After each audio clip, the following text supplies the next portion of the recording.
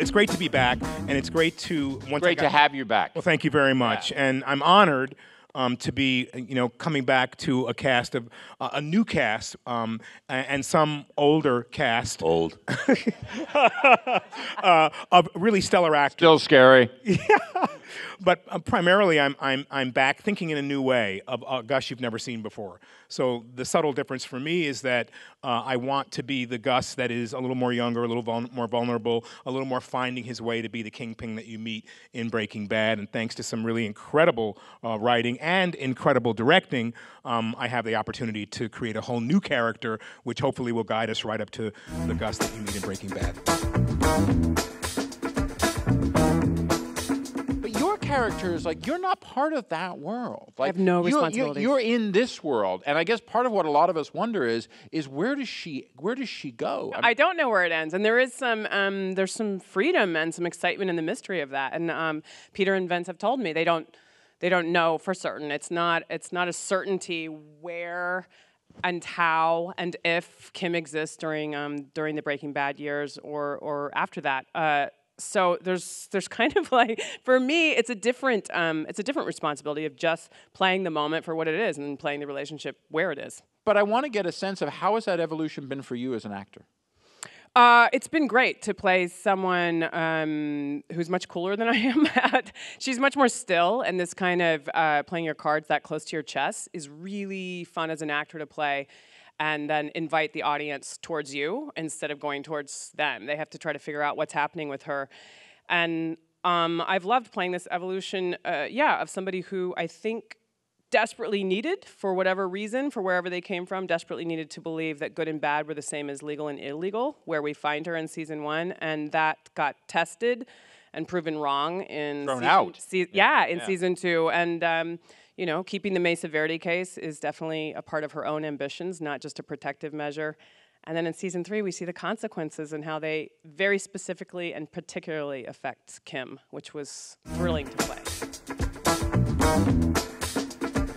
I'll tell you, the day that we realized in the writer's room of Breaking Bad that we knew that Gus was going to have to die, because for us to finish the story of Walter White the way we thought it needed to be, it was very sad. I remember, boy, yeah, but what a way to go! But we knew that story was going to come to an end, and we had, I think, so much more to say about the character and so much more desire to work with Giancarlo, who is not just a brilliant actor. He is a brilliant. I mean, everybody but also a wonderful guy to work with, and fun, and just a great person to be around. So it was tough to kill him. So bringing him back was, I don't want to say it was a no-brainer, but when in season 2 we realized that Mike's story was headed inexorably towards Gus Fring, because of course the Mike who we meet on Better Call Saul is a different guy from the Mike we knew on Breaking Bad. He's not the right-hand man to a drug lord. Mike has been Mike a long, long time. He may not be the right-hand man of a drug lord, but Mike has been in a dark place for a long time. When I take the script, and I take the script as an answer to an element of time as you move forward, Mike lives to the next day, and what's going on. Now, as soon as his son dies, then why Mike didn't eat his gun is only because of his granddaughter and his daughter-in-law, because he's taken a father and he's taken a husband away. And he owes them for the rest of their lives. When it was first proposed to me, I thought, well, what more can I do with this character? We ended season 4 of Breaking Bad. I thought, I'm done. I've done the character. I'm not going to live in this guy's skin forever. It's finished. I would need to be convinced. So when it was proposed to me, I wanted to speak to Vince and speak to Peter in regard to what new ideas might come forth. I don't want to play a stereotype of myself. But then I realized that the time is very different, and the possibility to do subtle differences, because I'm very much an actor who does lives in the backstory as well, just as Jonathan does, because that is what fills things up. I have to do it double time because Gus says very little. And the agreement has been that the excitement of Gus is what you don't know.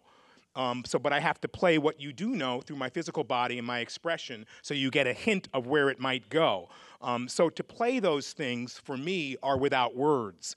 So that is fascinating to me. And I'm really grateful to have the opportunity to do that.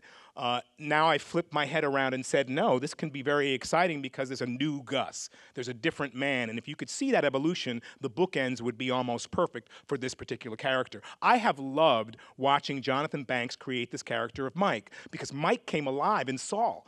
His whole history and story and all of his pain and all of his background, he's had the opportunity to do this wonderful thing.